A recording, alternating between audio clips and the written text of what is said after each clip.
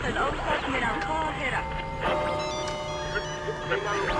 اهلا وسهلا بيكم مره تانية في حلقه جديده من بودكاستكم المفضل والمميز دائما وابدا التيتو الشريط. حلقه النهارده عن راس السنه او بما يعرف في بعض الثقافات بالكريسماس. وخلينا نبقى متفقين ان قله قليله بس في مصر هي اللي بتعرف تحتفل صح باليوم ده. ولما بقول قله قليله هم الناس اللي السنه بتقفل معاهم بملايين. يعني تلاقيه مثلا في 2024 بيقول لك السنه دي كانت صعبه شويه، وصعبه شويه يعني كان بيكسب في الشهر 50 بدل 70. فده فعلا راس السنه بالنسبه له بتبقى مناسبه سعيده، تستاهل فايروركس، تستاهل دي جي، تستاهل ستوري على الانستجرام مكتوب عليها جريتفول. انما بقى الموظف اللي مستني السنه تخلص مش عشان يحتفل، لا عشان يشوف هيجددوا له العقد ولا لا. ده بالنسبه له راس السنه ما بتبقاش محتاجه كاونت داون، دي بتبقى محتاجه سي في جديد. يعني مش كل الناس بتقول هابي نيو يير بنفس المعنى. ففي ناس الكريسماس بالنسبه لها عباره عن حجز فندق، لبس سهره، شمبانيا، كاونت داون، فايروركس، دي جي، كاتشب، مايونيز، سلمون، كافيار، راغب علامه بيغني على الستيج. وفي ناس تانية الكريسماس بالنسبه لها هو قاعد في البيت بيتفرج على مسرحيه العيال كبرت، عمال يقلب ما بين القنوات بيتفرج على نفس الحفله، ومستني الساعه 12 تيجي عشان يطفي النور عشان الكهرباء بقت غاليه. في ناس بتخش السنه الجديده بتقول يلا نعمل ترافل بلان، نشوف الاماكن اللي عمرنا ما شفناها، نزور الحتت اللي عمرنا ما زرناها. وفي ناس تانية بتخش السنه الجديده بتقول تعال نشوف هنقسط ايه الاول. بس خليني اسالك سؤال تاني، هي راس السنه كانت ايه اصلا؟ انا فاكر راس السنه ايام ابتدائي كان بالنسبه لنا حدث عالمي لمجرد سبب تافه بسيط واحد بس، احنا بس بنمسح عن السبوره كده بنشيل 2008 بنحط 2009. بالنسبه لنا ده كان حدث عالمي، ان انت بس تاني يوم الصبح هتغير التاريخ في الكراسه ايام ما كنا بنكتب يعني. ولا كنا فاهمين يعني ايه سنه عدت ولا يعني ايه سنه جايه. كنا فاكرينها مساله قلم وسبوره مش مساله عمر. وفي نفس اليوم ده بالليل كنا بنشوف جموع الشعب وهي بتحتفل في الشارع، ناس بتحدف ميه، ناس بتزعق، ناس طالعه على البلكونات، كأن السنه اللي عدت شخص وهم مستنيين يعدي من تحت بيتهم. وساعتها كنت بسأل نفسي سؤال، هو ايه اللي يخلي واحد يرمي كيس ميه على واحد ما يعرفوش عشان السنه خلصت؟ يعني ايه اللي يخلي واحد عاقل بالغ يرمي قعدة حمام من البلكونه؟ ليه كل الغضب العارم ده؟ ليه الكبت ده؟ السنه كانت عملت فيكم ايه عشان تعملوا كل ده؟ احنا واحنا صغيرين كنا مفكرين الناس دي مجانين. كان الواحد دايما وهو صغير يقول ان هو لما يكبر هو مستحيل يعمل حاجه زي كده، مع العلم ان احنا كنا بنشارك كاطفال في هذه الاحتفالات بسلك مواعين ماركه حكها تولع. السلك ده كنت اول ما تولعه يا ترقص تنوره في ساعتها يا هدومك كلها ولعت. تطلع بقى من مرحله الطفوله دي اللي انا بسميها مرحله سلك المواعين لمرحله ان انت خلاص كبرت بقى. خلاص انت كبرت بس مش فاهم ايوه يعني انا كبرت اعمل ايه. انت لسه مش قلقان لا من الفلوس ولا من شغل ولا مستقبل، بس بيجي عليك اليوم ده بيبقى عندك احساس انت كمراهق ان انت لازم تحتفل اليوم ده باي شكل من الاشكال. انا لازم احتفل. بيبقى عندك احساس ان في حاجه مهمه بتحصل وانت واقف بتتفرج، بتحس انك لازم تنزل تضحك تسكر تضرب تتصور تحط ستوري. وحتى هتلاقي نفسك في ايام المراهقه راس السنه اللي انت قضيتها كان شيء لا يذكر. اقصى طموحكم ان انتوا بتطبقوا في بلياردو، قاعدين في سايبر، قاعدين في كافيه بس السماعات بتاعته عاليه شويه، ومع قرب الساعه 12 بيفضل جواك سؤال واحد، هو انا المفروض ابقى فين دلوقتي؟ وبعدين كبرنا شويه ودخلت السوشيال ميديا حياتنا، والسوشيال ميديا اضافت الى